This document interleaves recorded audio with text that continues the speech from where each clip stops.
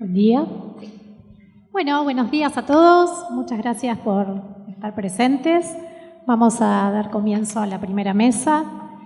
En la primera instancia vamos a escuchar los trabajos y en segunda instancia vamos a tomarnos un ratito para el intercambio, preguntas, dudas.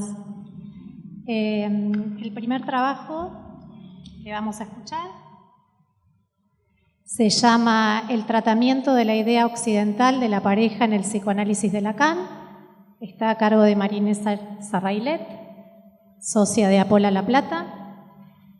El segundo trabajo se llama El psicoanálisis en el campo de los discursos ficcionales.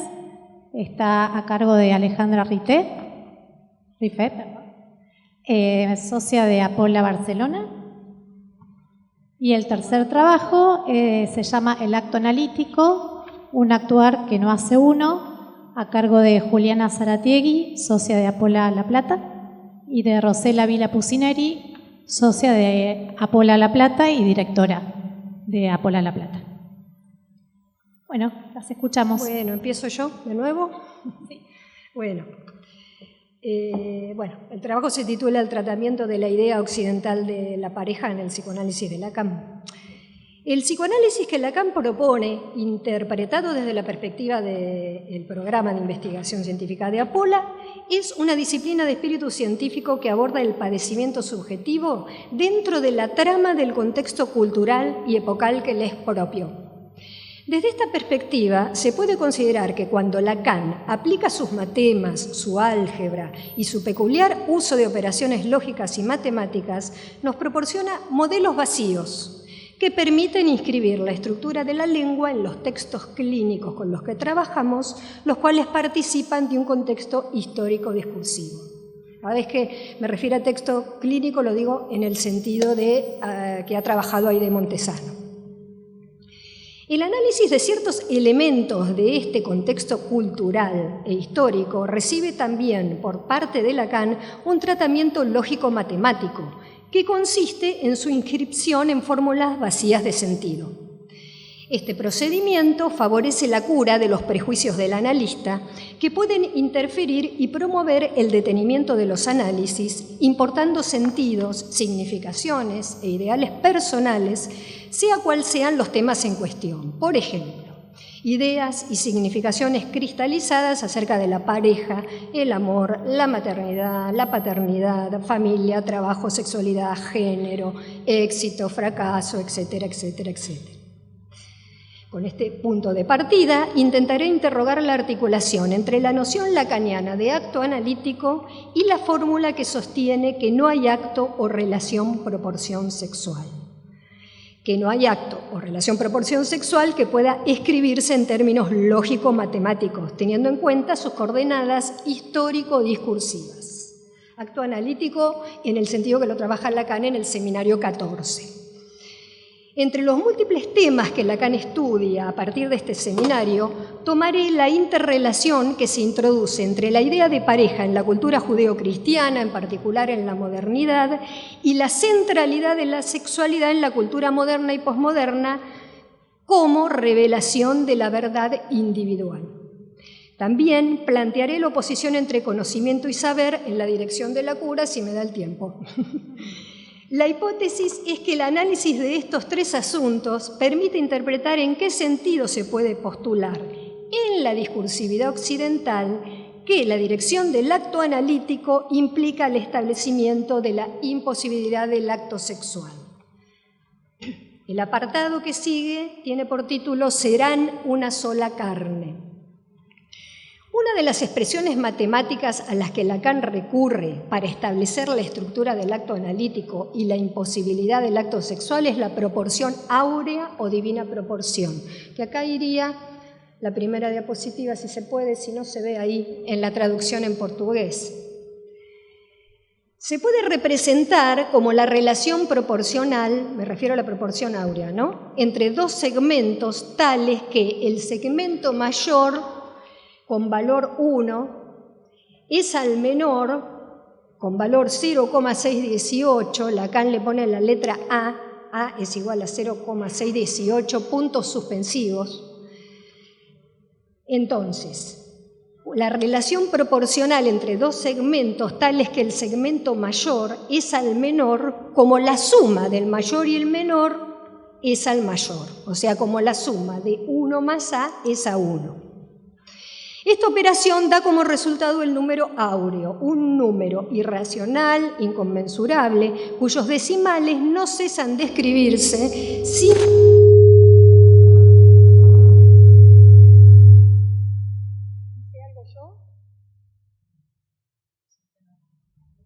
No hice nada. Cuyos decimales no cesan de escribirse sin periodicidad y sin que sean seriables. Se destaca la imposibilidad de que termine de escribirse. Es un número que no termina de escribirse. Bueno, el despliegue de estos dos segmentos consiste en el despliegue del doble bucle con el que Lacan tematiza topológicamente el acto analítico. Acá voy a ir bastante rápido porque esto está muy trabajado en Apolla, principalmente a partir de todo el trabajo sobre topología de superficies que ha hecho Alfredo, ¿no? Así que voy rápido. Este doble bucle, ahí puede ir la segunda diapositiva también, corte en 2 vueltas de la banda de Möbius, da la estructura del acto como repetición significante, del acto interpretativo como repetición significante, que da lugar a la aparición de un nuevo sujeto, tema, como sujeto local, que es creación del análisis. Ya que el corte en la superficie bidimensional del texto clínico cambia su estructura. Si emerge una cinta con 2 caras, este corte, recorrido interpretativo en doble bucle, que se denomina 8 interior, permite revelar la existencia de la banda moebiana unilátera que en un futuro anterior establecemos que habrá sido moebiana. Bueno, ahora bien, ¿por qué razón Lacan elige trabajar con estos valores, los valores del principio, ¿no? ¿Por qué 1? ¿Y por qué 0,618 puntos suspensivos? ¿Y a qué se refiere con la imposibilidad de inscripción del acto sexual? Teniendo en cuenta que Lacan observa que el psicoanálisis suele ocuparse de ciertas temáticas del discurso corriente, entre las cuales se destacan, por ejemplo, ¿qué se entiende por hombre y por mujer? Esto en la charla de Santán, está en la charla de Santán del 1 de junio del 72. O, por ejemplo, el psicoanálisis se ocupa de la trama de relaciones referidas a los padres y parientes. Esto lo encuentran en el seminario 24, en la clase del 19 del 4 del 77, cuando se refiere a la langue en su estructura de parentesco. Teniendo en cuenta estas acotaciones, se puede interpretar que Lacan recurre a este aporte matemático para problematizar, entre otros temas, lo sexual, entre comillas, referido a la pareja como una y al sujeto como uno, y al valor unificante que se produce en los lazos familiares, o que puede producirse en los lazos familiares en el texto clínico, así como también a la función unificadora en los problemas clínicos que se generan cuando el acto analítico resulta fallido, por ejemplo, para el caso de los acting out. Para despejar estas cuestiones hace falta considerar la siguiente advertencia de Lacan. Lacan insiste en subrayar que sus afirmaciones se ubican solo en el contexto de la cultura occidental judeo-cristiana, ya que otras culturas, como la griega, dice Lacan, no tienen al sexo como un valor central. Hay otras, además de la griega, que podemos dejar para el final, pero se las menciono: la cultura guayaqui en Paraguay, la yoruba, que no sé cómo se pronuncia, en África, la sociedad Na en China, bueno, que son muy interesantes curiosearlas. No están centradas en el sexo como un valor crucial en la organización social de estas culturas. Pero en el acervo judeocristiano, además de las prohibiciones que rigen sobre los actos llamados impuros, Lacan destaca la importancia del mito expresado en el Génesis, en el que tiene lugar el imperativo divino que recae sobre Eva y Adán. Serán una sola carne, consecutivo a la creación de Eva con una costilla que Dios le extrae a Adán. Este Adán, está en el seminario 14, lo van a encontrar, es Adán Cadmón, que es un Adán hermafrodita, andrógino. Bueno, la costilla le da el valor de objeto A. Este es un detalle para tener en cuenta. Este imperativo, serán una sola carne, cumple una función que se articula luego con el correr de los siglos a la instalación de un modelo de alianza y parentesco, en particular de matrimonio, que ha predominado en Occidente, o sea, a grandes rasgos en Europa y en territorios colonizados. Progresivamente, la pareja casada pasó a considerarse un solo cuerpo y una sola alma en unión carnal y espiritual, sin el requisito del amor pasional. Desde el siglo II en adelante se instalan sobre esta base los cimientos del matrimonio moderno. Por ejemplo, empieza a ser como requisito para la unión de una pareja en términos institucionales el consentimiento de los cónyuges. Después de los 25 años, porque antes de los 25 años hacía falta el consentimiento de los padres todavía, bueno, en fin, yo me salté un montón de siglos porque tengo poco tiempo. Y paso al siglo XVIII, que con el progreso del individualismo, la ilustración y los derechos individuales, por primera vez en Europa se consolida el matrimonio por amor. Surge la idea de almas gemelas, siguiendo el ideal de la pareja compañera. Tengo un compañera. Se trata de una elección privada ahora entre dos personas, a diferencia de la tradición anterior que significaba un vínculo dentro de un sistema económico. Se instala también la sacralización de la madre y la valorización de la supuesta unidad entre ella y el hijo. Esto es muy importante, porque se traslada a esta relación el modelo de una sola carne, pero ahora inspirado en la figura de la Virgen y el niño. En el siglo XIX, en la época victoriana, en la clase burguesa europea, que fue el contexto de la aparición del psicoanálisis con Freud, se produce una división tajante entre la esfera privada dominada por la mujer y la pública por el hombre. Y se instaura un culto a la pureza femenina, glorificándose cada vez más el rol maternal de la mujer. Y se consolida la idea de una naturaleza propia del hombre y de la mujer, y la noción de que cada sexo está incompleto sin el otro. Esto no existía antes, existía la pareja, el matrimonio, etcétera, etcétera, pero no existía este requisito para el matrimonio. Se buscaba a la mujer como representante del sexo, o sea, representante de una categoría abstracta. Cada sexo aportaba lo que le faltaba en el otro, y se fueron instalando así dos estereotipos de género que, en contraste con la realidad vincular y el distanciamiento que aportaba la división tajante entre las dos esferas, favoreció un distanciamiento entre hombres y mujeres, dicen algunos historiadores.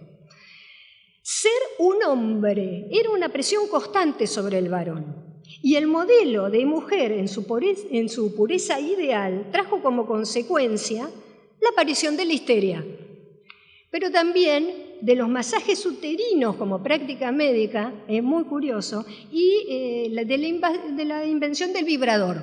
Esto todo para esta época, como contrapartida, como reacción a la exigencia de pureza femenina y de, la presión que existía sobre la mujer para amoldarse al rol que la sociedad esperaba, maternal, ¿no? Maternal y virginal. Ya en el siglo XX, el contexto histórico de Lacan, se pronuncia fuertemente en la exigencia de que el sexo y el amor confluyan, y a la vez se acentúa la tendencia a vivir el sexo como revelación de la verdad personal, individual e íntima de cada uno, que, según el diagnóstico de Foucault, al que Lacan suscribe, comienza a esbozarse en Europa en el siglo XVIII. Estas coordenadas sociales e históricas permiten interpretar las razones por las que Lacan, al establecer la lógica del acto analítico como articulación, repetición significante en doble bucle, recurre a la proporción áurea que le permite inscribir, podemos pasar a la tercera diapositiva por ahí, no sé,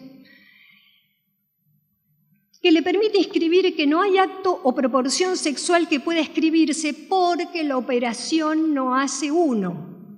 Por eso llega a definir el acto sexual como un embaucamiento y como la apariencia de que no hay falta. Todo esto está en el contexto del Seminario 14. Equipara entonces Lacan el valor 1 en la proporción áurea a lo que llama M, madre, como el pensamiento del uno de la pareja, esto entre comillas, y el valor 0,618 puntos suspensivos al desecho producto de la historia. El resultado de la articulación repetición no es 1 ni 2, es el número áureo que es 1,618 puntos suspensivos. Al valor 1M también lo llama A sin barrar, 2 puntos, otro sexual. M entonces no es la mamá en el caso, es el pensamiento del uno como polo materno, dice Lacan, polo materno. Es un pensamiento, no es la mamá. Imposición de la cultura que enaltece la imagen de la madre y que en el psicoanálisis ha tomado forma en el concepto de simbiosis madre-niño, o sea, una sola carne, madre-hijo, por ejemplo. Pero uno también es igual a lo que llama el otro sexual. Ahí está la diapositiva, ¿sí? No, estaba bien la otra. Bueno. La díada de la pareja sitúa a Lacan en pie de igualdad, o sea, las almas gemelas. Me quedan 5 minutos, vamos a ver a dónde llego. Entonces, en la repetición significante en doble bucle que articula los valores 1 y A minúscula, no se trata de nadie. No se trata del papá, la mamá, del hijo, al modo de la narrativa del Edipo freudiano. Lo que Lacan escribe con el despliegue del acto analítico en doble bucle, con la expresión de la proporción áurea, es su estructura no unificante. Por lo tanto, el acto analítico tiende a establecer la imposibilidad del acto sexual como relación-proporción sexual en cualquier texto clínico en el que emerja la trama de la historia que precede al sujeto local en un determinado marco cultural, no en cualquiera. El acto analítico pone en cuestión el acto sexual cuando en el matrimonio, por ejemplo, como acto sexual institucionalizado, cito a Lacan, hombre y mujer se hacen valer el uno para el otro en términos de ser. Acá está el tú eres mi mujer de los comienzos de la enseñanza de Lacan. Tú eres mi mujer. No importa si el matrimonio es entre personas del mismo género, la consecuencia es la misma. Como analistas no sabemos qué es un hombre, qué es una mujer o cualquier género no binario, porque el otro sexual, con sus variantes modulaciones en Occidente, cobra un valor unificador sobre el que la lógica del acto analítico opera. Este valor unificante se revela en el modelo de la pareja compañera, en la sacralización de la mujer y la madre, con mayúscula, y en el lugar central que ocupa el sexo para definir la identidad de cada uno. Posición cada vez más acentuada en la posmodernidad cuando el hacer de 2-1 en la pareja compañera se empieza a disgregar en función de la prevalencia del ideal de 2 individuos autónomos e independientes en compañía, que sería 1 más 1.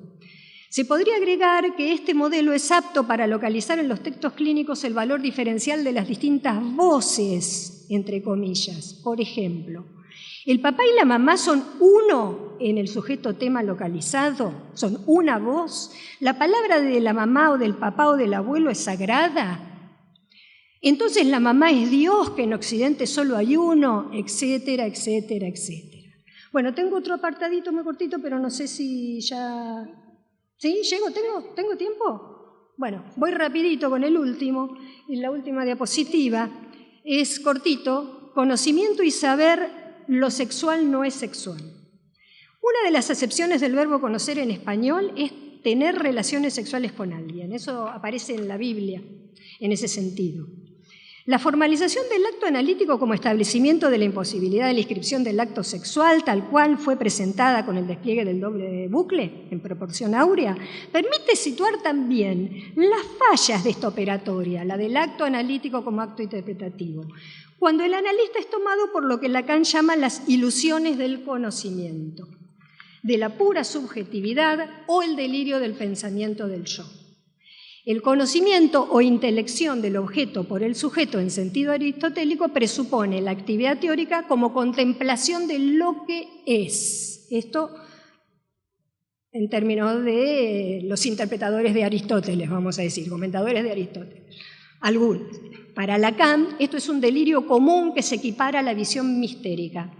El caso paradigmático de Cris, que seguramente todos recuerdan, llamado de los sesos frescos, le sirve a Lacan a modo de ejemplo del acto analítico.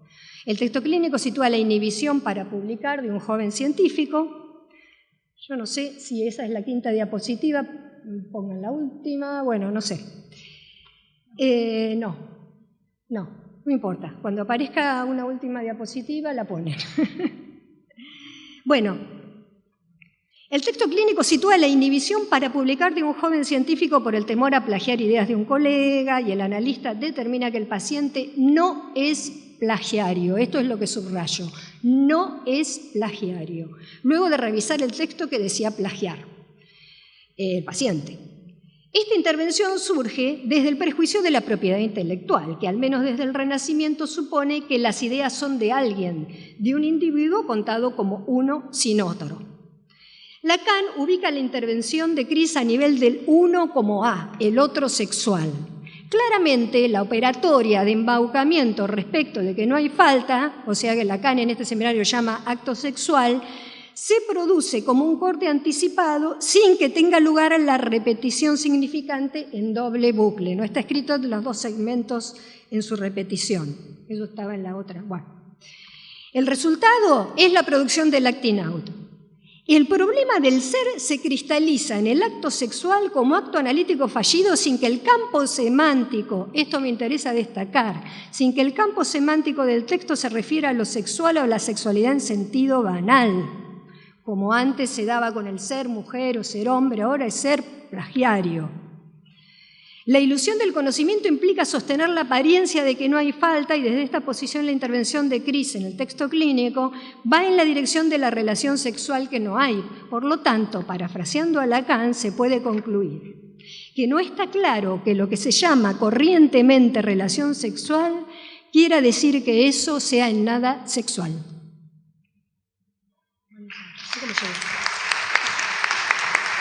¿Cómo llegué? Me pasé. Un minuto.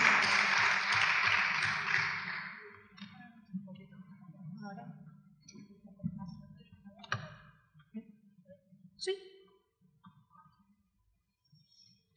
Bueno, allá voy. He puesto el psicoanálisis en el campo de los discursos ficcionales.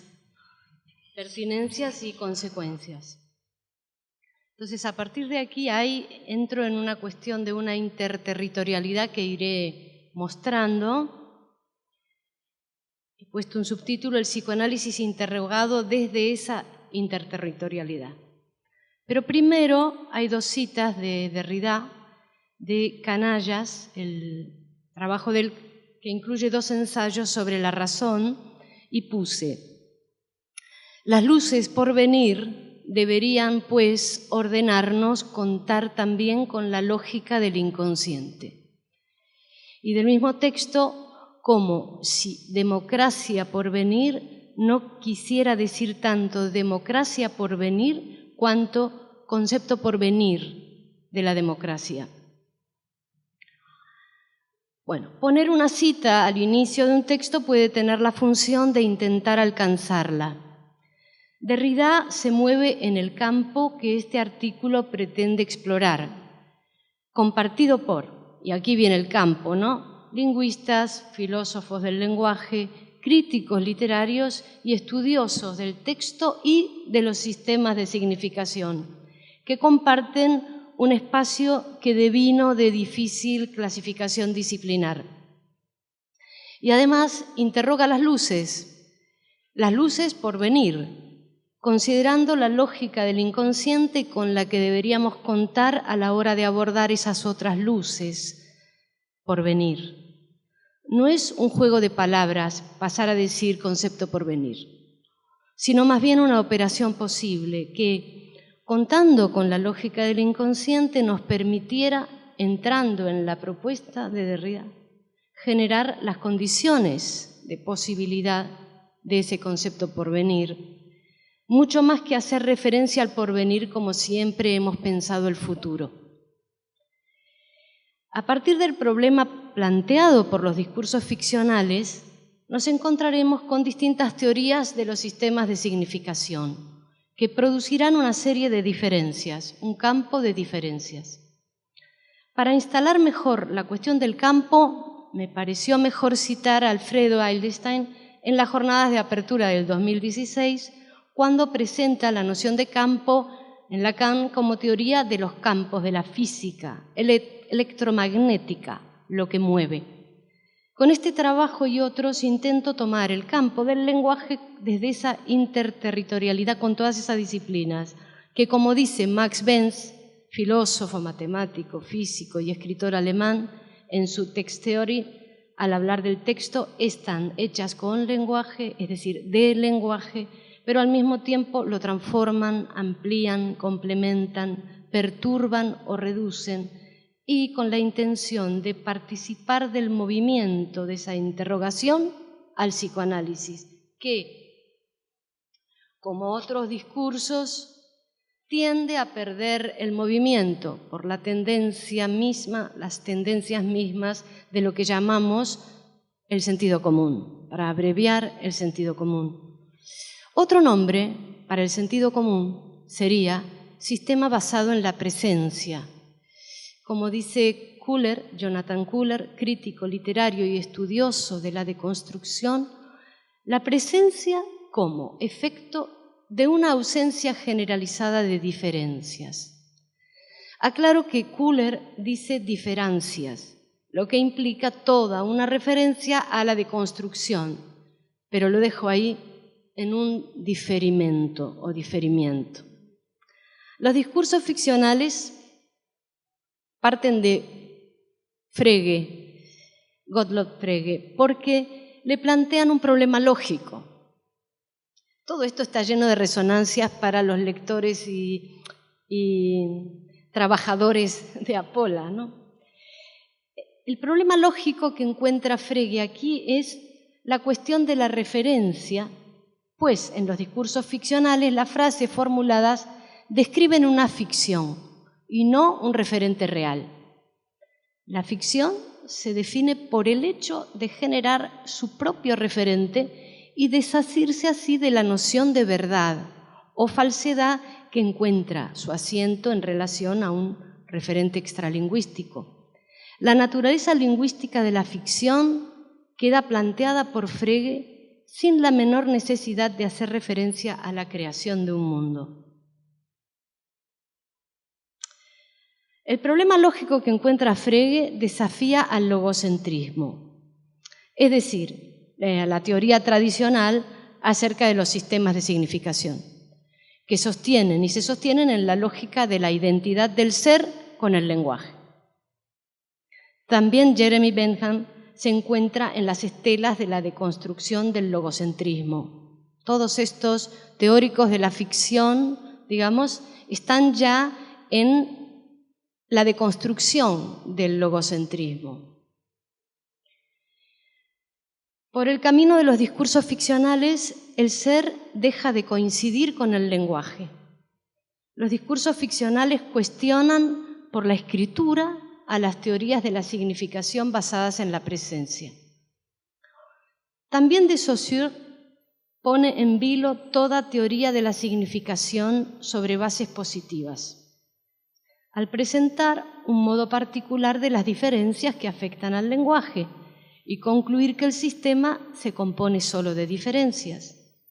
Pero, sintetizando con Kuller otra vez, la concepción normal es que, ahora vamos a desarrollar un poco el problema con el que se encontrará Saussure.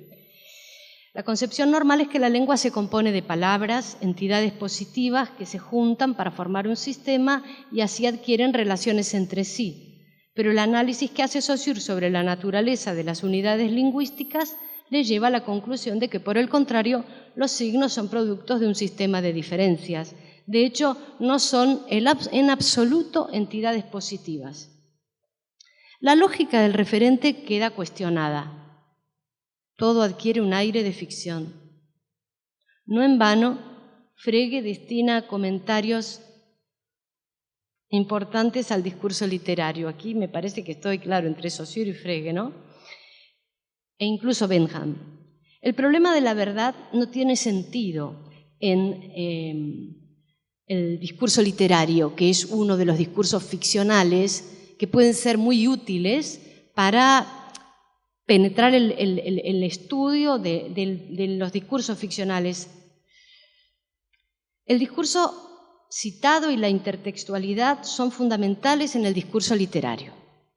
Se deduce de estos discursos una razón sencilla pero elemental, que es la dimensión del texto. Ocurre que en el discurso literario el hecho de la escritura, la escena de la escritura, parafraseando a Derrida cuando habla de Freud, parece más evidente, aunque sea una escritura representativa todavía, y es lo que otorgará pertinencia a la crítica literaria y a las poéticas de la escritura, de la polifonía o el palimpsesto, todas aquellas disciplinas que se ocupan de la escritura y utilizan el texto literario como un pretexto útil, favorecedor para pensar el problema de la escritura. Los discursos ficcionales atraen el problema de la escritura y con ella el de la diferencia. La ficción crea otra modalidad de verdad que es textual, como el inconsciente. Entre las formas de hacer con el inconsciente y con el lenguaje están la literatura y las ciencias del lenguaje. Las teorías de la significación, más amplio el campo, al incluirlas, ven alteradas la lógica de sus razonamientos.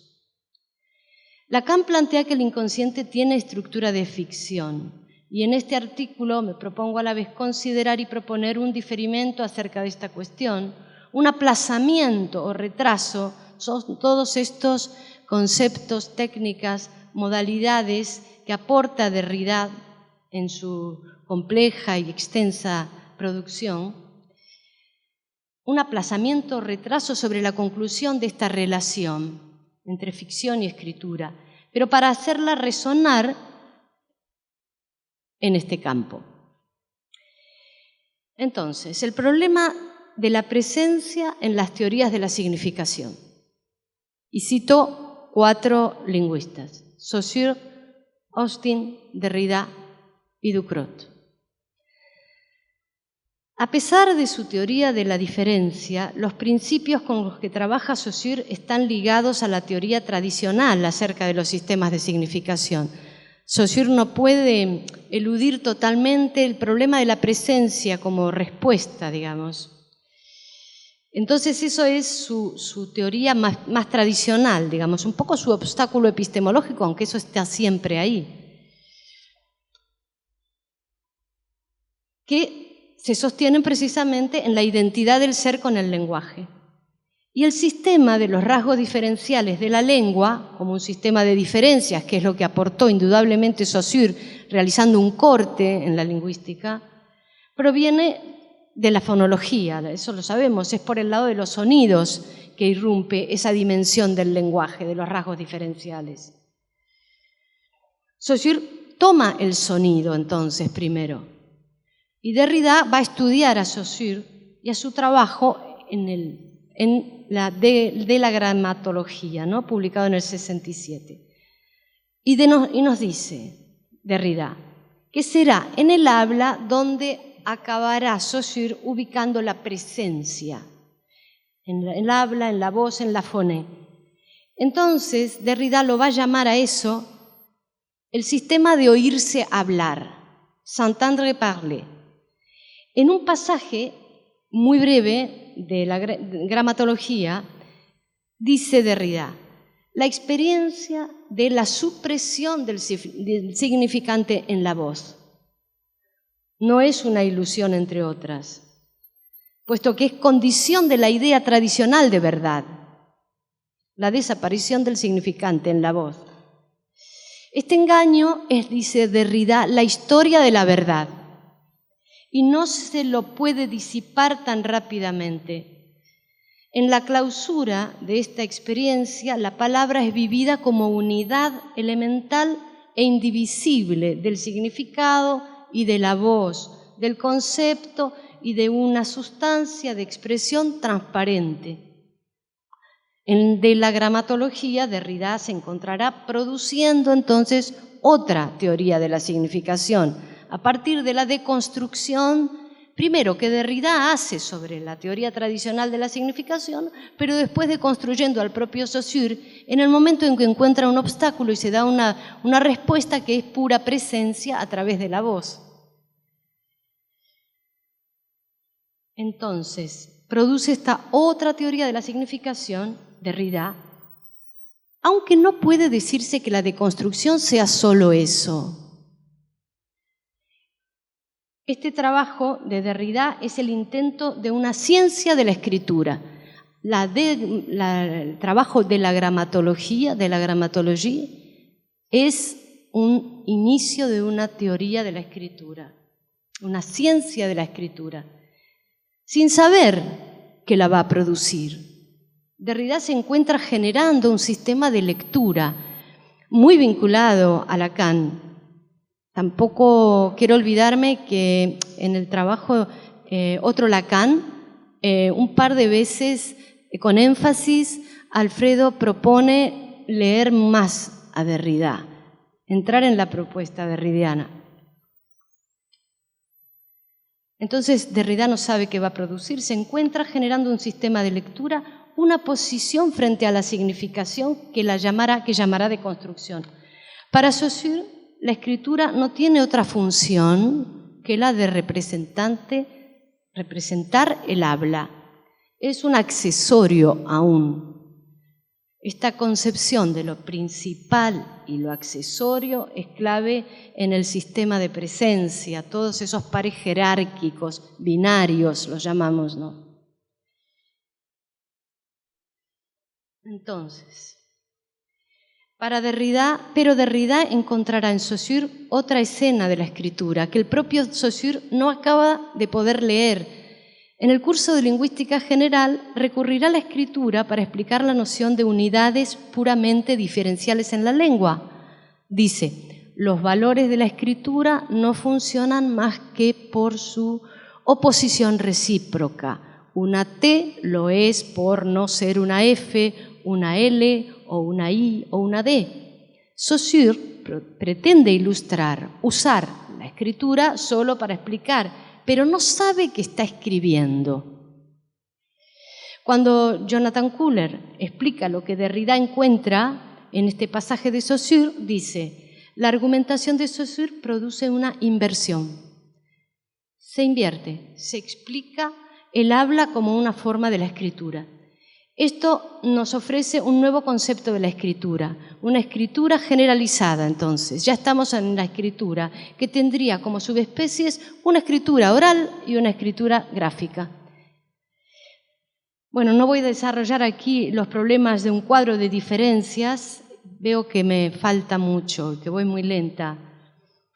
Tampoco voy a apresurarme, voy a cortar en algún momento, porque no voy a poder llegar, me parece, por los minutos que me quedan. Yo he ido trabajando las diferencias, todo el arco de diferencias que he podido hasta aquí entre estos lingüistas. Y lo que me va a importar, creo, es el problema de la diferencia entre la pragmática, que encarnaría, por ejemplo, Austin, que hemos estudiado bastante, y la deconstrucción. Porque está el problema de que la pragmática, digamos, se inscribe en la filosofía del lenguaje ordinario y eso puede traernos mucho interés, porque Ducrot participa de esta filosofía hasta un momento dado que corta con eso, porque lo que él necesita criticar es el sujeto de la intención. El sujeto de la intención es otra forma de la presencia. Así como Saussure se lo encontró con el habla y dijo, ahí somos transparentes, digamos, el sujeto de Austin es el sujeto de la intención.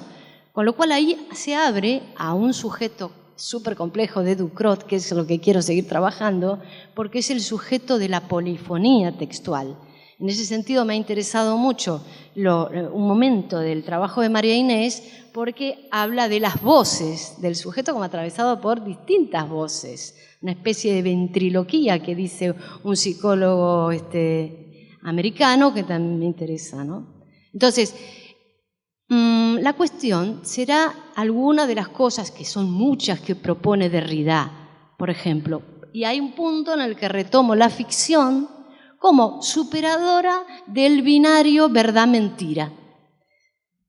Y entonces ahí ya entramos otra vez en el campo de los discursos ficcionales, donde me propongo con todos vosotros, por supuesto, todo esto circula en todo lo que he estudiado estos años con Alfredo y toda la propuesta de Apolla, que es el psicoanálisis en el campo de los discursos ficcionales.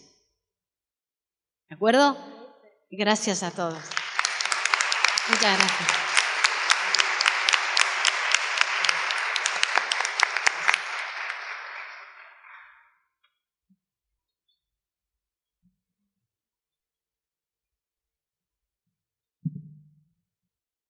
Bueno, este trabajo que escribimos con Juliana, que es la continuidad de una investigación que venimos haciendo hace mucho, lleva por título El acto analítico, un actuar que no hace uno, y escuchándola a María Inés podría ser un trabajo que le aporta un poquito de contexto y hasta una introducción del trabajo de María Inés, con lo cual, bueno, léanlo así, a precup. Bueno, vamos a arrancar con una cita para darle más o menos el tono al trabajo.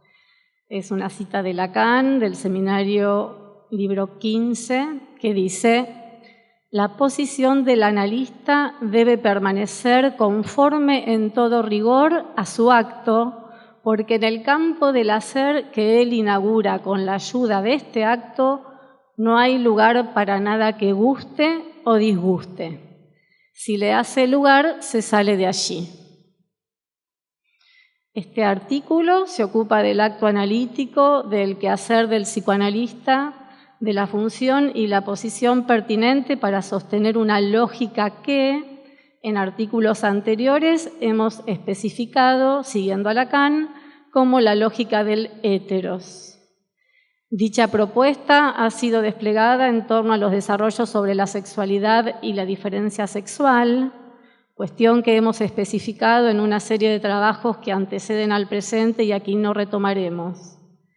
Este hecho, el hecho de que haya sido especificada la lógica del héteros en torno a los desarrollos sobre la sexualidad, ha propiciado que la misma, dicha lógica, quede reducida a temas concernientes a la identidad sexual y apartada de su dimensión más abarcativa, referente a los problemas de la identidad y la totalidad que atañen profundamente a nuestra práctica del psicoanálisis.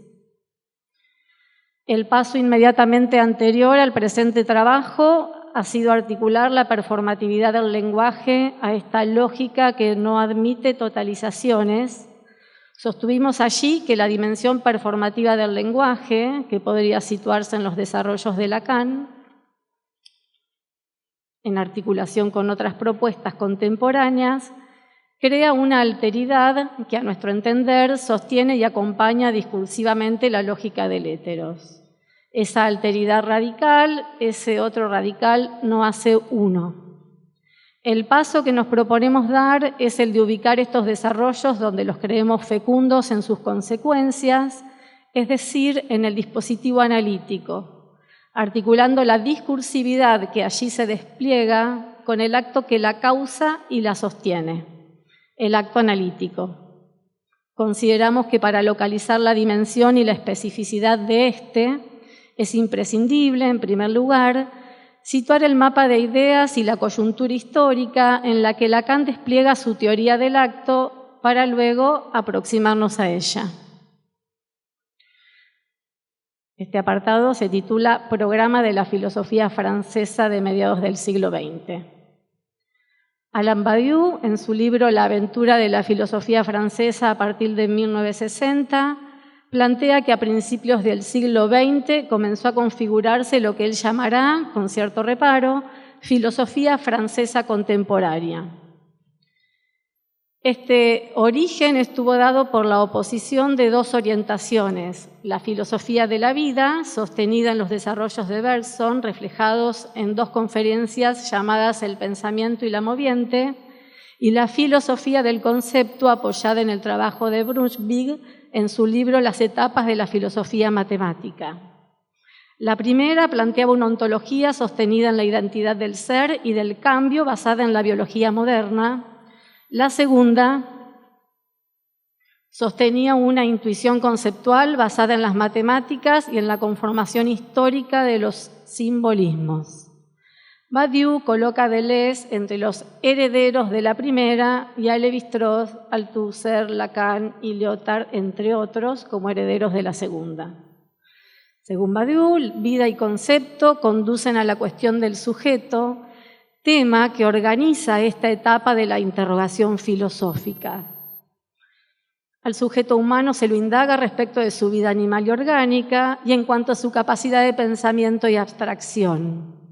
En este sentido, la filosofía francesa de mediados del siglo XX constituye una enorme discusión en torno al legado de Descartes, quien se interesó en la física de las cosas y la metafísica del sujeto.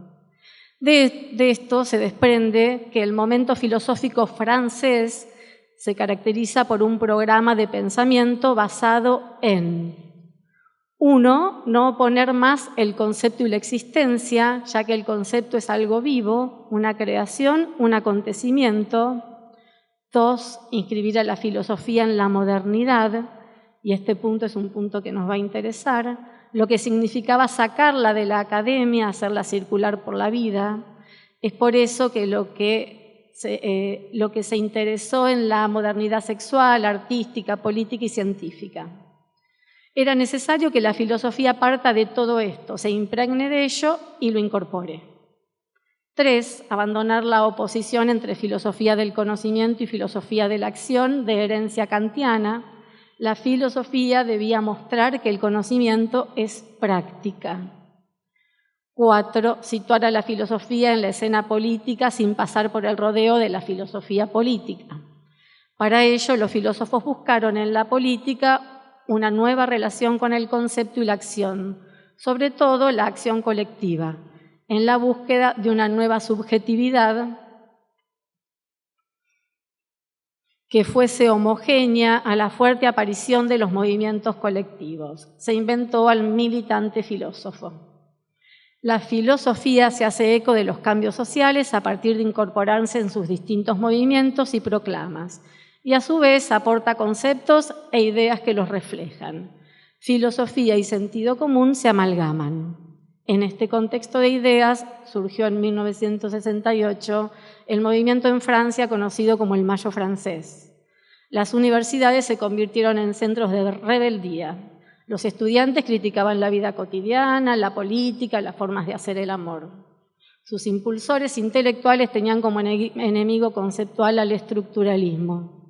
La sistematización de relaciones y el uso de la formalización tomada de la lingüística y la etnología para analizar movimientos sociales era considerada como rígida, demasiado abstracta y conservadora de las tradiciones. Se criticaba el olvido de la historia y del lugar de lo singular en el movimiento estructuralista. Los detentores de estas críticas abogaban por la importancia del acontecimiento y de la acción en las ciencias sociales. Se oponían los apasionados de la acción a los reflexivos de la teoría. Se cuestionaba fuertemente la tradición académica y el modo autoritario de apropiarse el saber. Se cuestionaba el lugar de la filosofía clásica como vértice de una jerarquización doctrinal que menospreciaba otras áreas del saber. De ahí que varios filósofos e intelectuales se vieron llevados a modernizar la filosofía. La otra posición, Lacan. Es conocido que Lacan fue y es señalado como un autor conservador y reaccionario. No obstante, firmó un documento junto con otros intelectuales en apoyo al movimiento estudiantil que se publicó en el diario Le Monde y suspendió la clase del 8 de mayo del 68 de su seminario El acto analítico en apoyo a la huelga que se estaba llevando a cabo en la universidad. pero sobre todo no permaneció al margen de los acontecimientos, lo que se hace evidente en los desarrollos de su enseñanza durante esos años. En los seminarios 16 y 17 reconoció las críticas que se realizaban al psicoanálisis y a su posición. Allí dio cuenta de estar al día con las objeciones que se le realizaban al concepto de estructura como rígida y meramente conceptual, al olvido de la historia y al lugar de lo singular en los desarrollos estructuralistas, y respondió también a las acusaciones que tildaban a dicho movimiento de reaccionario y antidialéctico. Se pueden esquematizar las anteriores imputaciones en las siguientes dicotomías: pensadores de la historia versus los calculadores de la estructura, apasionados de la acción versus reflexivos de la teoría. En respuesta a estas tensiones es que Lacan propone una práctica de la estructura sostenida en un discurso sin palabras que se plantea fundado en la diferencia, en la relación con lo otro e imposible de totalizar como discurso. Dice al respecto: habrá que extraer siempre lo que se plantea como universo de discurso de lo que se articula como discurso de cualquier campo que pretenda totalizarlo. En el discurso analítico se trata de dar su plena presencia a la función del sujeto, de centrarnos perpetuamente en la falla. Fin de la cita. Estableciéndose teóricamente en una posición por fuera de dichas dicotomías, anuda la particularidad de la terapéutica en sus estrategias con la verdad y la fuerza que dichas maniobras tomarían de la teoría. Repudia a los críticos de la conceptualización que le endilgan al campo psicoanalítico una imposibilidad teórica. Para esto alude a los psicoanalistas y a su incapacidad de ver en los conceptos y la teoría y el psicoanálisis un saber transmisible y con consecuencias. Articula la referencia estructural con la dimensión histórica tal como lo concibe el materialismo histórico, es decir, leyendo el desarrollo de la historia como condición de existencia. Encuentra, por ejemplo, en el desarrollo de la plusvalía en Marx la condición de posibilidad de la invención del objeto A. El psicoanálisis solo aparece, dice, esta es una cita, el psicoanálisis solo aparece como síntoma en la medida que un viraje decisivo de la incidencia del saber en la historia ya concentró la función que define al objeto A para ponerla a nuestro alcance. Propone una práctica de la estructura y un acto consecuente con dicha práctica, cuestionando la supuesta reactividad del estructuralismo, reactividad en el sentido de la filosofía, tal como se trabajaba desde Deleuze, ¿no? Refiriendo a aquellas fuerzas que no se expresan, que no externalizan sus acciones, que resisten a la acción. A tales fines, en el seminario 15, el acto analítico plantea el acto analítico compuesto por 4 elementos: sujeto, relación al otro, saber y verdad. En esta oportunidad y en virtud del tema que nos convoca, subrayamos la vertiente de la relación al otro. El acto psicoanalítico se presenta como una incitación al saber, a partir de una regla que toma su asiento en la suposición siempre operante de un otro que, se diga lo que se diga, sabe lo que eso quiere decir, lo que en filosofía se nombra principio de razón suficiente. Cita: al comienzo de la experiencia analítica no tenemos ninguna dificultad en incitarlo en suma a dar fe a este otro como el lugar donde el saber se instituye, otro donde el saber se articula ilusoriamente como uno. Se refiere Lacan a la posibilidad estructural de la transferencia y la producción de la verdad a partir de esa función del saber, en principio supuesto. El psicoanalista se vuelve esa ficción y como tal ocupará el lugar del objeto A, sostén de este recorrido, y cuyo destino será caer como resultado de la operación analítica. Ubica allí la paradoja y el enigma del acto analítico. Si el analista sabe lo que es y a lo que conduce, ¿cómo puede proceder a ese acto? Lacan ubica este otro donde el saber hace uno con la verdad en relación con el Dios de los filósofos, aludiendo a toda idea que ha ocupado desde la caída de la figura de Dios en Occidente su lugar como principio de toda razón y a su vez lo diferencia del Dios de los judíos. Este último se trataría de un Dios que habla, que enuncia yo soy lo que soy, que no se declara uno, sino que indica que allí donde Él esté no hay otros al mismo tiempo que Él. Ambas figuras de Dios constituyen el asiento del otro, que responde ante la pregunta de por qué se dice lo que se dice, condición de inicio y de posibilidad de otro. El otro radical que Lacan sitúa será otro que no hace uno, que no será otro más que de otro héteros, lugar propicio, según entendemos, para operar en contrapelo de las consistencias y las identidades localizables como causa del sufrimiento neurótico, dado que, como dice Lacan, el neurótico necesita saber la verdad, es aquel a quien el saber le molesta. Conclusiones. El acto analítico es concebido entonces como una experiencia lógico-discursiva que sostiene un decir que actúa, rompe con las tradiciones y funda nuevos valores. Pero lo que va a subrayar en este acto, lo que se va a subrayar en este acto no son los nuevos valores conseguidos a través del mismo, sino la lógica del héteros y la discursividad performativa que lo comanda, que lo inocula de objeto A o agujero, habilitando así siempre otros posibles valores sin que ninguno pueda configurarse en una vertiente universal, única y totalizante. El acto analítico produce un discurso sin palabras en la medida en que inscribe la pura relación diferencial. En función de la producción lacaniana en torno al acto puede suponerse entonces una posición que no deja de advertir sobre el problema del uno desde todos los frentes. No existe ni la individualidad absoluta ni la humanidad como algo total y completo, no existe nada cerrado en sí mismo. Lacan va a decir, en el que es aparentemente nuestro campo no se admite ninguna armonía, la llamemos como la llamemos. Por eso se nos impone la pregunta por el discurso que debemos llevar a cabo adecuado a este campo. La advertencia frente a un nuevo amo, famosa en el decir de Lacan en torno al mayo del 68, cuando dice quieren un amo y lo tendrán. La advertencia frente a un nuevo amo en el marco de los acontecimientos del 68 que determinan su producción teórica no es un grito reaccionario, no es una rendición frente a todo aparato social, ya que esto implicaría que él mismo, el aparato social, estaría completamente cerrado. Precisamente esta misma advertencia puede ser el punto de partida desde una apertura a lo otro que permite un dinamismo, a salvo de toda pretensión de ideales universales y totalizantes.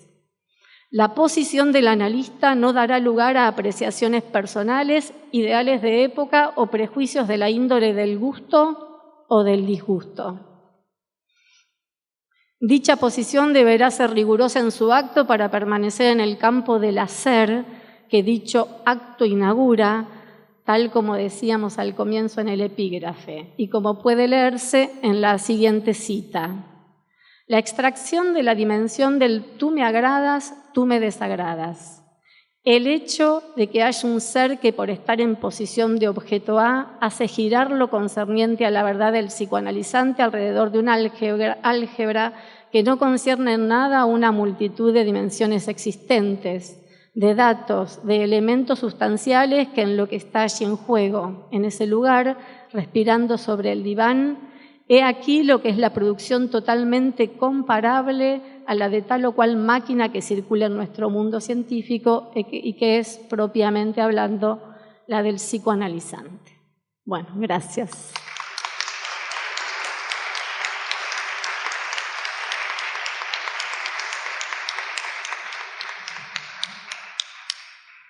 Bueno, damos lugar a preguntas, dudas, inquietudes que quieran hacerle llegar a las presentadoras.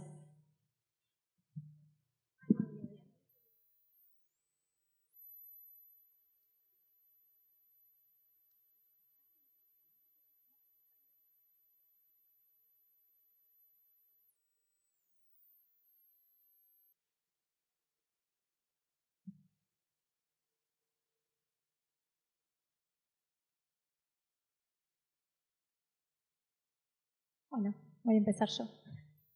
Quería preguntarte, Marinés, si podés contarnos un poquito más sobre la relación entre el otro sexual y la ilusión del conocimiento.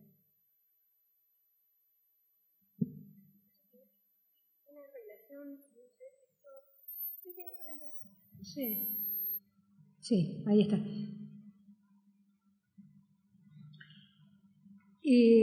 A mí lo que me llamó la atención en la lectura de las últimas clases del seminario 14 en Lacan, en la versión de Paidós y revisando algunos párrafos en Stafford. Advierto esto, no le leí todo en francés. Que apareciera este sintagma otro sexual con mayúscula, que me parece que por ahí en las diapositivas o en el texto, no sé si no estaba con minúscula, ha sido un error mío, ¿no? ¿Estaba con mayúscula? Sí. Porque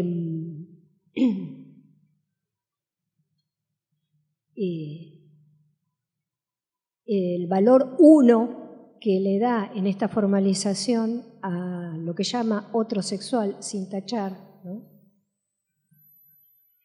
Me daba la impresión que se contraponía a la definición que aparece en el seminario 12 del sexo como diferencia radical, que está trabajada en detalle por la investigación de Rosela y Juliana, de las chicas de La Plata, porque si no, nadie las conoce. Son las chicas de La Plata. Vos también sos de las chicas de La Plata. Yo era. Yo ahora soy de La Plata, ¿no?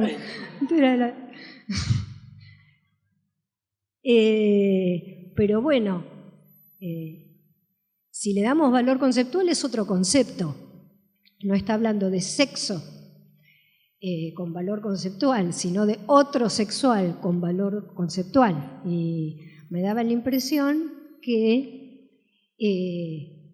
como en distintas clases en forma diseminada hacía referencias al texto bíblico. Cuando Lacan insiste es por algo, ¿no?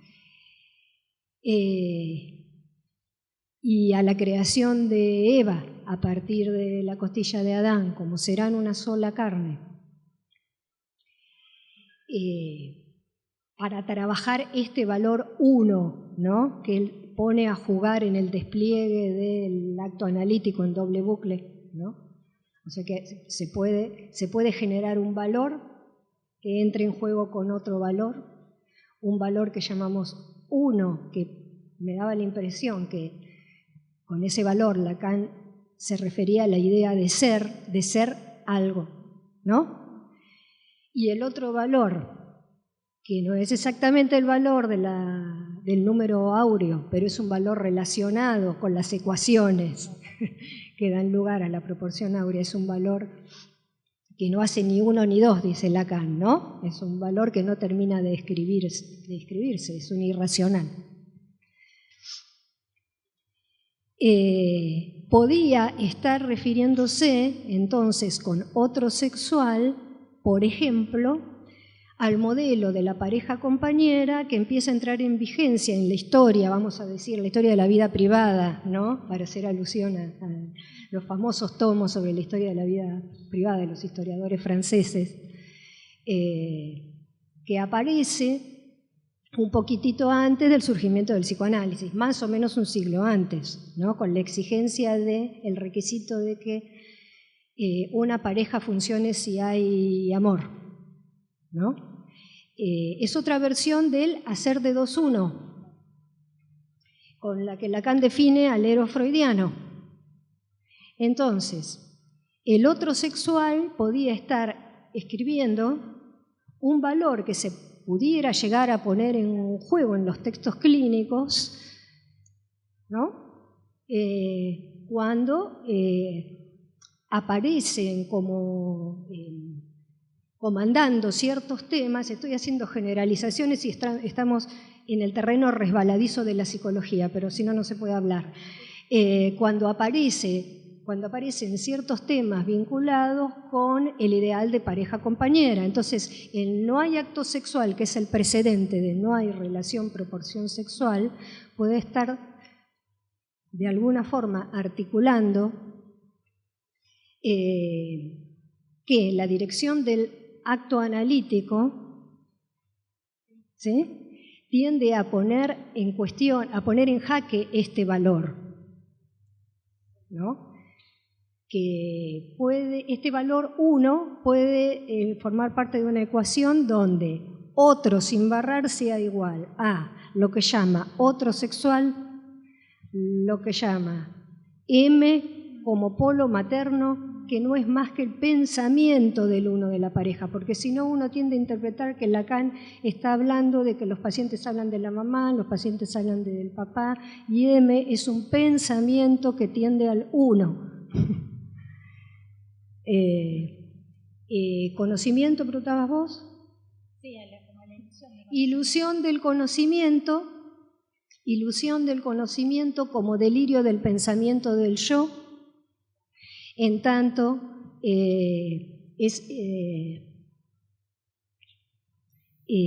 la tendencia a que el yo se tome por lo que es y no se tome como otro, ¿no? Entonces, ahí aparece la definición moderna y posmoderna de la identidad en función de lo sexual / género, ¿no? Soy hombre, soy mujer, soy queer, soy asexual, soy binario, ¿no? Bueno, todo esto tiene fechas históricas.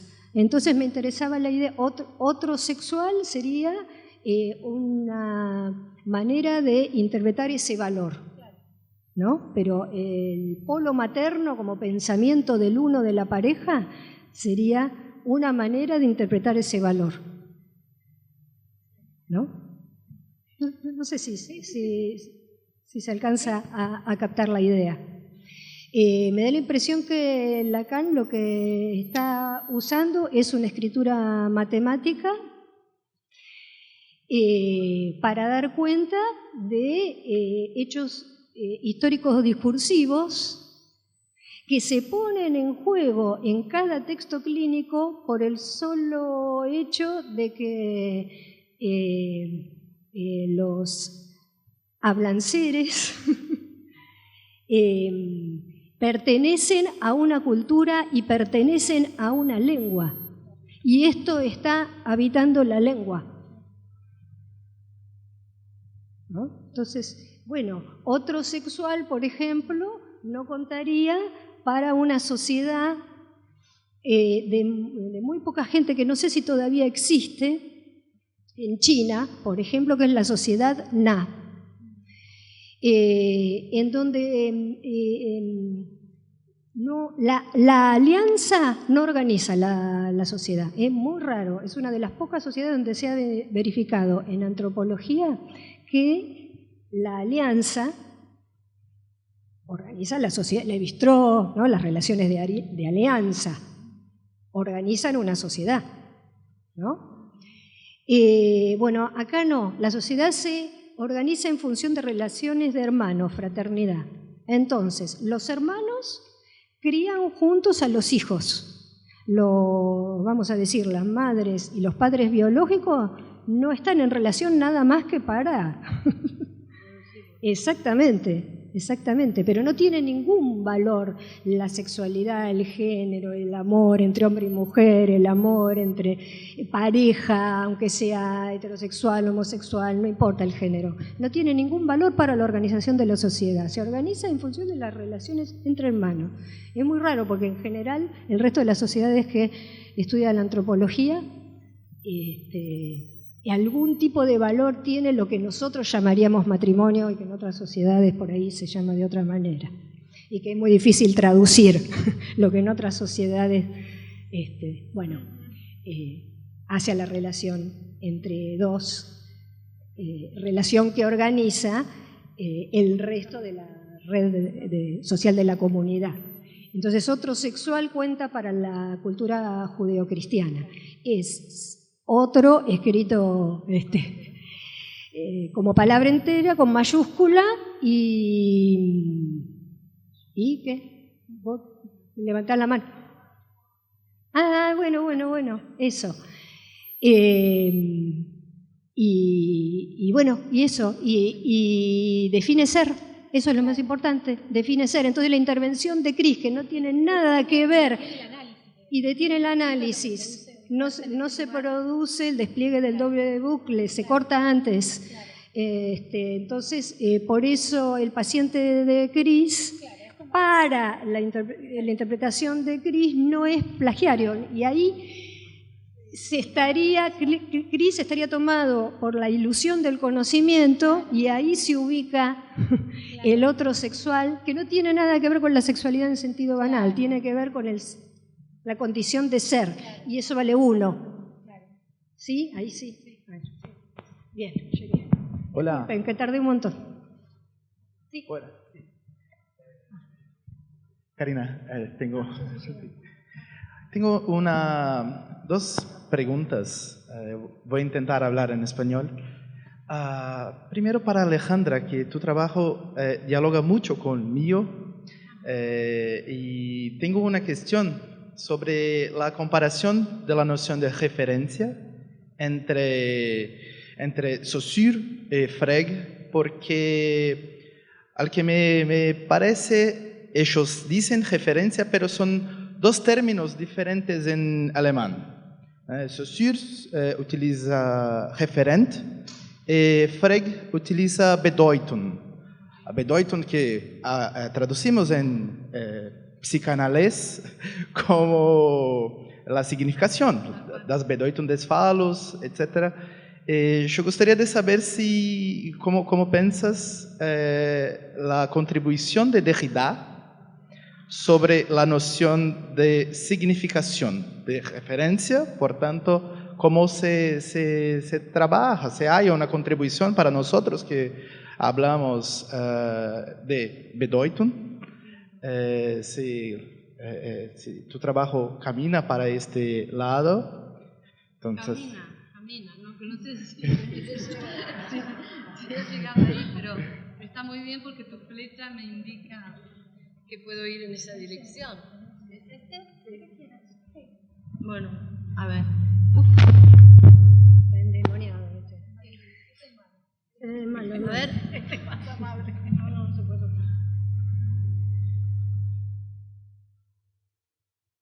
Porque tendría que improvisar, tendría que inventar. ¿Y dónde se prende? Sí que está, mira. Tendría que inventar, tendría que deducir, digamos, poniéndome en la lógica de la propuesta derridiana, ¿no? Teniendo en cuenta que pues esa clave que me parece que se puede pensar en las citas que puse al principio, como algo por venir, que parece que es distinto a lo que es o está, porque lo que hará será por venir, está el concepto. Quizás pasa lo mismo con el concepto de significación.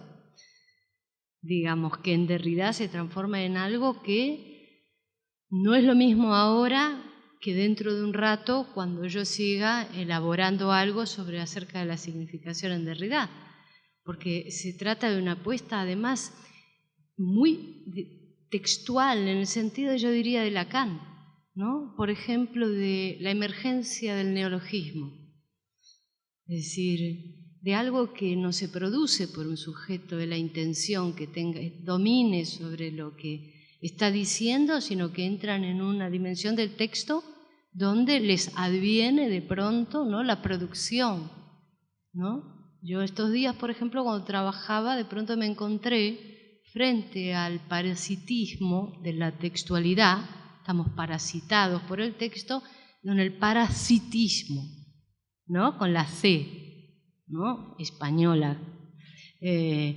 Entonces, y dicho parasitismo, ¿con qué lo escribo? ¿Qué es lo que pasa con la diferencia? Y la diferencia, ¿no? Es decir, que en la deconstrucción tiene la esperanza, la promesa, porque además es toda una producción, por ejemplo, sobre la promesa, ¿no? No es la promesa que nosotros usamos en el lenguaje corriente, sino como algo de una posición que quizás sea muy interesante pensar al psicoanalista, si está en estado de promesa o no, ¿no? Entonces, ¿cómo piensa la significación o cómo la concibe a la hora de leerla, ¿no? Si está en Frege, si está en Saussure, respecto del habla, por ejemplo, ¿no? O de la escritura. Entonces, nuevamente, es otra dimensión de la escritura. Por ejemplo, Frege la tenía quizás y la buscaba, ¿no? La buscaba con la conceptografía, la encontró en un momento dado. La buscaba en los números, pero ¿por qué entonces va a dar a los discursos ficcionales y también los define? Pero le rompen la construcción, pero ya sabemos cómo él aceptó también esto, hasta aceptar a Russell, ¿no? Entonces, creo que sí, que el movimiento de Derrida tiene siempre algo de eso que a nosotros se nos va hacia pensar el futuro, pero que tiene que ver con algo estrictamente textual. Pero hay promesa de lo porvenir y es muy difícil porque estamos en esa posición que tantas veces llamamos del sentido común, que no es ninguna tontería, porque no por algo insistimos, no es una butad, no es una costumbre, no es algo que uno dice por decir, lo que implica nuestro sistema de pensamiento. Y Derrida, la verdad que hace un esfuerzo enorme por producir otra cosa, y por ejemplo es hermoso cuando él explica cómo le aparece el neologismo de construcción, ¿no? Que viene la destrucción en Heidegger, y después cuando él cuenta aquella historia de una antigua lengua que se agotó de su propia perfección, ¿no? Y se deconstruyó por su llegar a un punto, ¿no? Donde empieza otra cosa. Y eso también sería una expectativa para el psicoanálisis, lo inesperado, ¿no? Es decir, las condiciones para lo inesperado. Esto.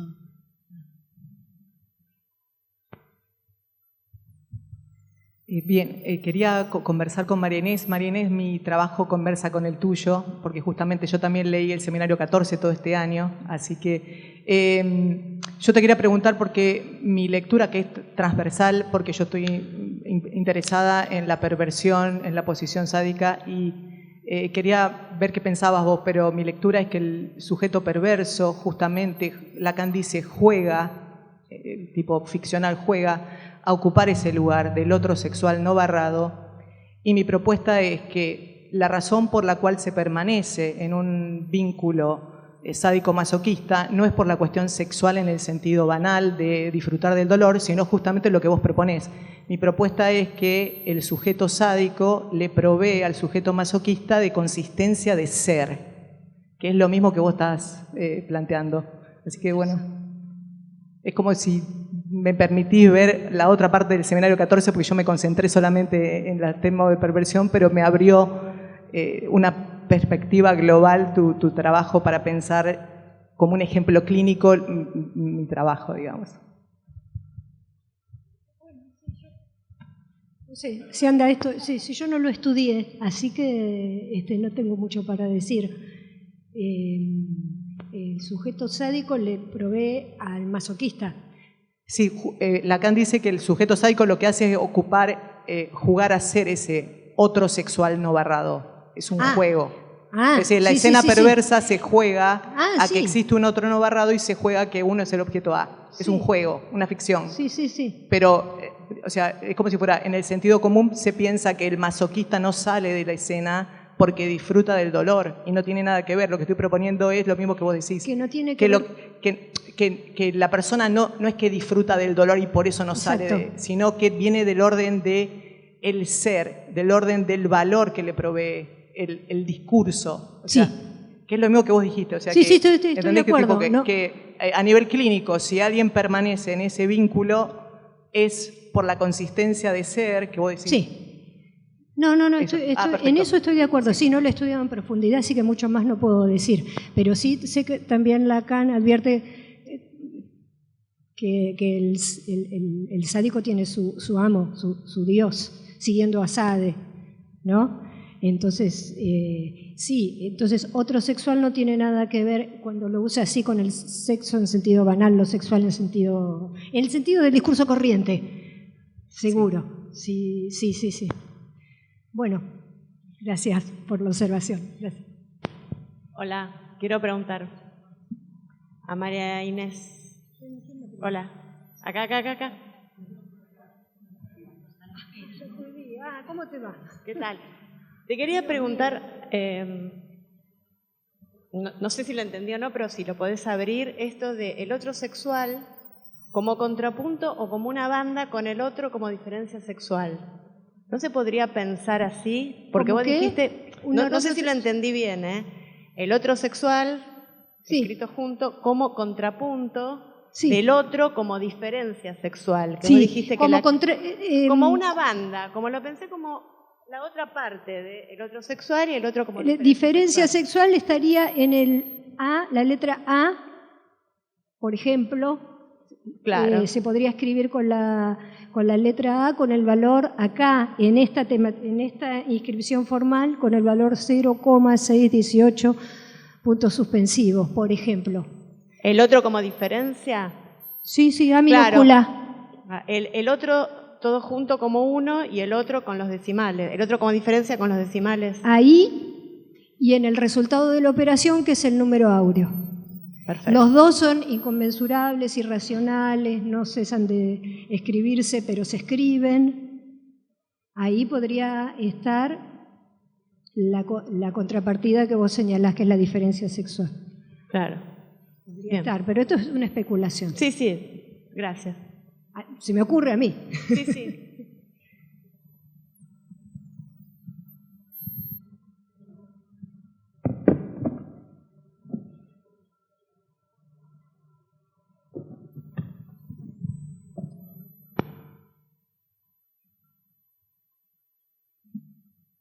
Bueno, le pregunto a Juliana y a Rosela, si pueden, un poquitito antes de terminar,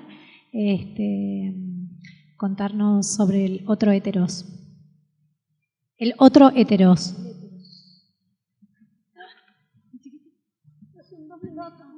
30 segunditos. 30 segunditos.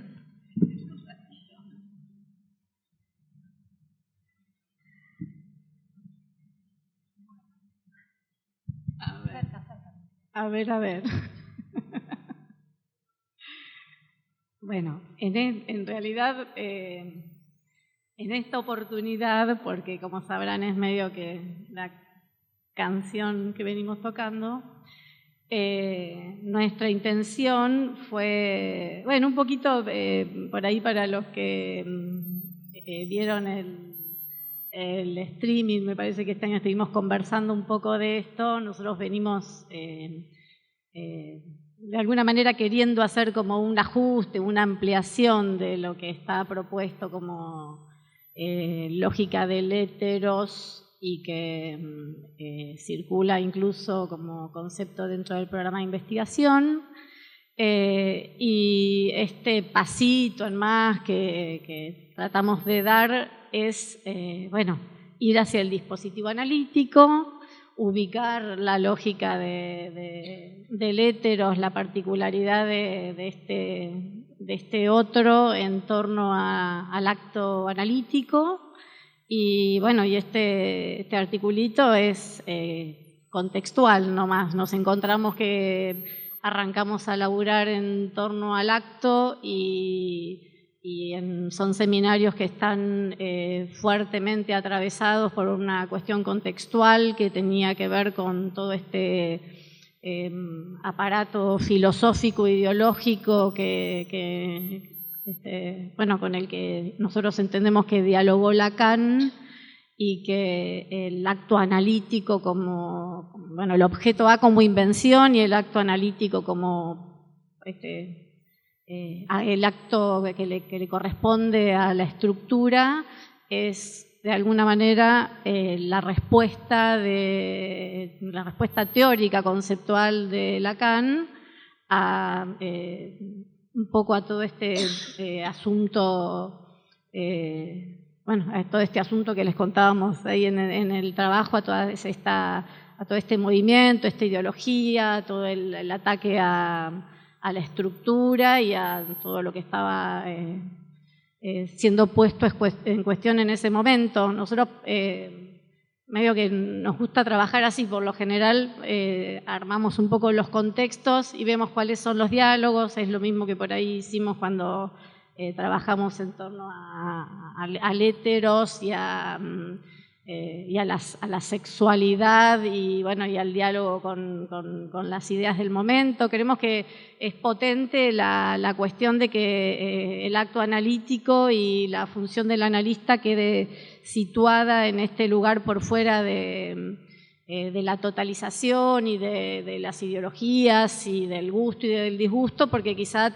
nos dé un poquitito la orientación de que es como si fuese harina de nuestro molino y que no, digamos, con que por ahí podemos meternos más y, digamos, cada quien se puede meter con lo que quiere, pero, digamos, psicoanalíticamente, ¿no? Con qué podemos por ahí meternos más y con qué un poco menos. Así que ese fue el gestito de hoy.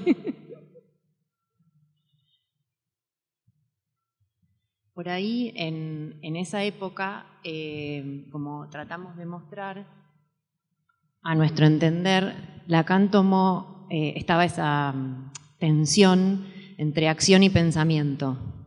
Entonces Lacan toma acción y lo que hace es un acto performativo con acción y propone acto del lenguaje, o sea, propone un actuar que es del lenguaje, porque en la calle estaban tirando adoquines, ¿no? Y eso era acción. Y mucha de la filosofía de esa época se hizo carne de esas ideas, ¿no? Tomó esa, por eso subrayábamos el filósofo militante, porque lo que pasó es que los filósofos se imbuyeron, no, bueno, quedaron imbuidos de las ideas que circulaban, así como alimentaron, ¿no? al movimiento social que se estaba produciendo, y en ese sentido, bueno, Lacan fue un autor sumamente criticado, y bueno, ya venía en el seminario 14 trabajando el acto. Que las estructuras no salían en la calle. Claro, que lo acusaban, y él decía, acá las tienen a las estructuras, ¿no?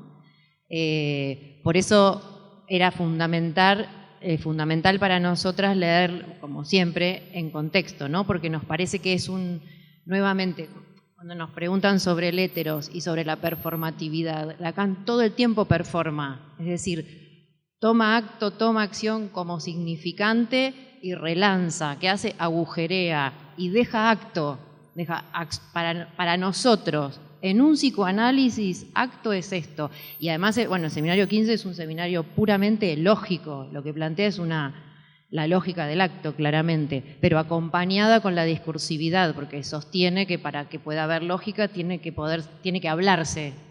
Y en ese hablar tiene esta particularidad para nosotros, que está absolutamente atravesada por la lógica significante, y también, bueno, en relación a la lógica significante, la lógica del héteros, que es la pura diferencia, que es lo que dice, acto puede ser lo que se está diciendo que es acto, pero también puede ser otra cosa, que nunca va a ser algo ni total, ni universal, ni para todo caso. Eso sería.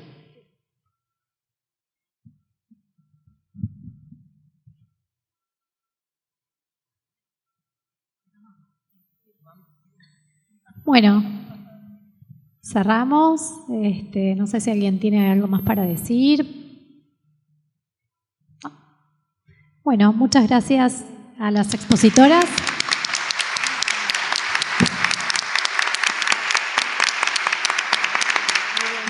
Muchas gracias a todos por la presencia. Bueno, hacemos un intervalo para almorzar y retornamos a las 14.